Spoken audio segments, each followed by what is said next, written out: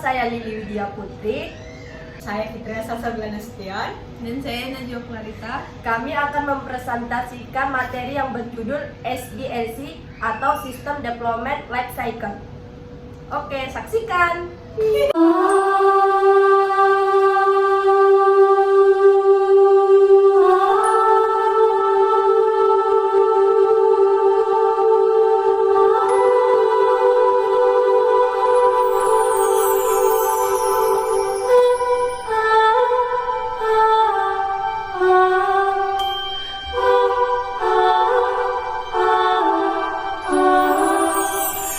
Oke, sekarang kita akan membahas mengenai pengembangan sistem perangkat lunak dan berbagai metode dalam siklus hidup pengembangan sistem SDLC.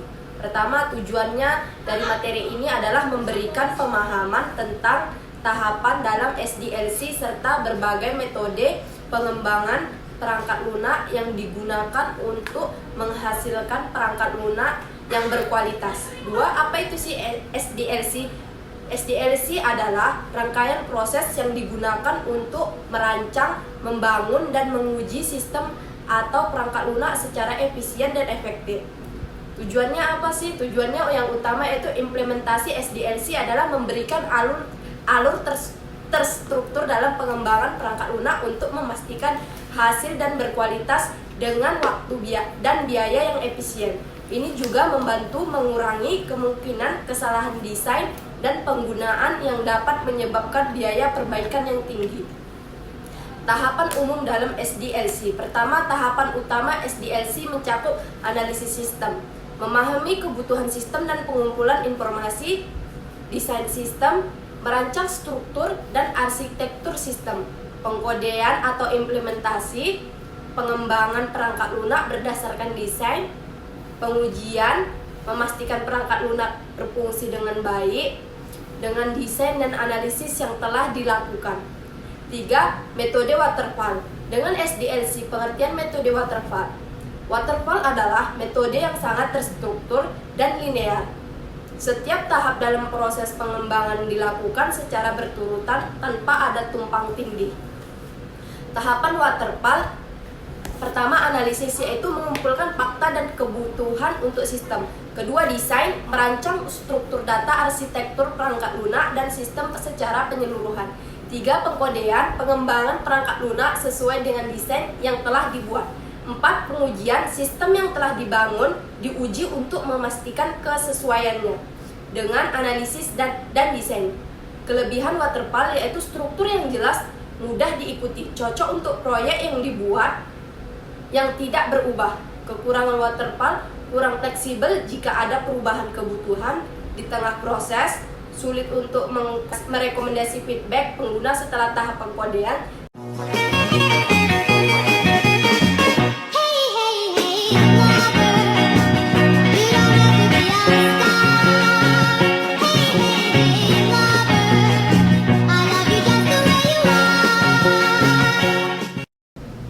Selanjutnya ada metode prototyping dalam SDLC. Pengertian prototyping, metode ini melibatkan pembuatan prototipe atau model awal yang kemudian dievaluasi oleh pengguna untuk mendapatkan feedback yang kemudian digunakan untuk mengembangkan sistem lebih lanjut. Tahapan prototyping yang pertama ada desain prototipe, membuat contoh atau model dari sistem yang akan dikembangkan. Yang kedua ada evaluasi klien, pengguna mengevaluasi prototipe dan memberikan feedback. Yang ketiga ada pengembangan sistem, dikembangkan dan lebih lanjut berdasarkan evaluasi pengguna. Yang keempat ada pengujian, dilakukan untuk memastikan kesesuaian prototipe dengan kebutuhan pengguna. Kelebihan prototyping yaitu mempercepat proses dengan memberikan visualisasi awal untuk mendapatkan umpan balik lebih cepat, fleksibel dalam mengakomodasikan perubahan.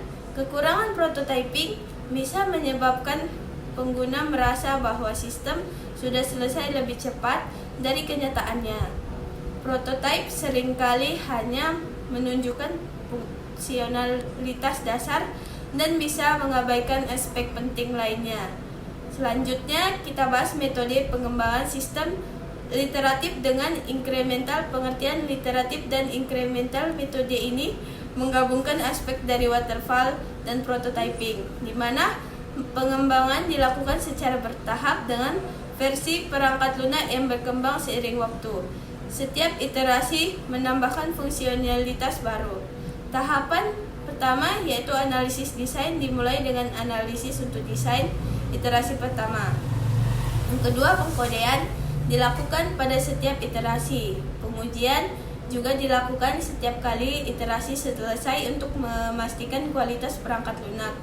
Kelebihan iterasi dan inkremental yaitu pengembangan bertahap untuk memungkinkan penyesuaian lebih mudah.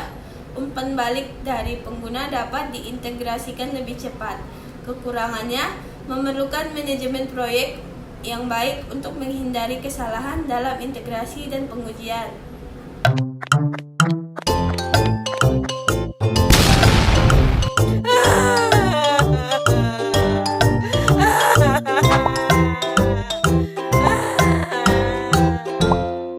Metode spiral dalam SDLC.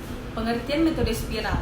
Spiral adalah metode pengembangan sistem yang menggabungkan elemen-elemen dari waterfall dengan pendekatan prototyping dengan penekanan pada manajemen risiko.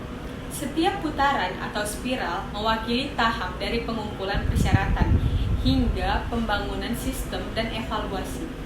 Tahapan spiral: perencanaan dan pengumpulan persyaratan, mengumpulkan informasi terkait kebutuhan sistem, analisis risiko, menganalisis potensi risiko yang ada dalam proyek, pengembangan dan uji prototipe, membuat prototipe dan mengujinya, perencanaan ulang, merencanakan langkah selanjutnya berdasarkan hasil evaluasi.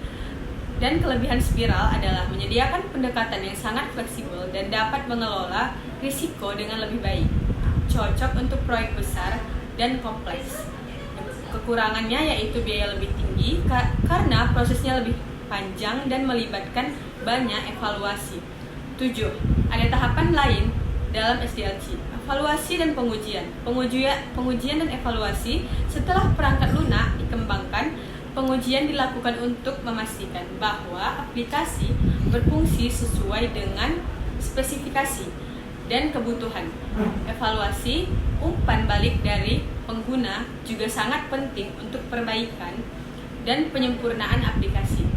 Feedback pengguna, yaitu umpan balik dari pengguna, sangat penting dalam meningkatkan kualitas perangkat lunak dan untuk perencanaan pengembangan di masa depan.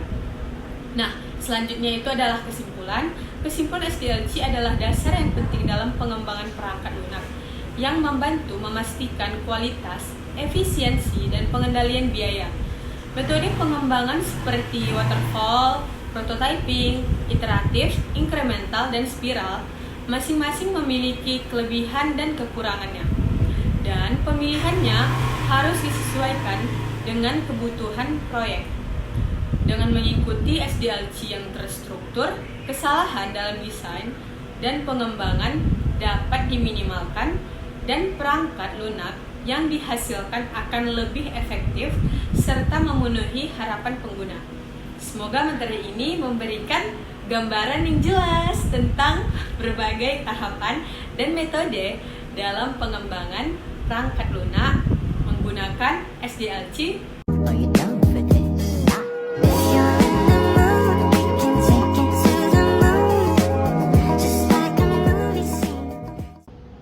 Oke, sampai sini dulu materi yang kami paparkan. Sekian, terima kasih. Wassalamualaikum warahmatullahi wabarakatuh. See you.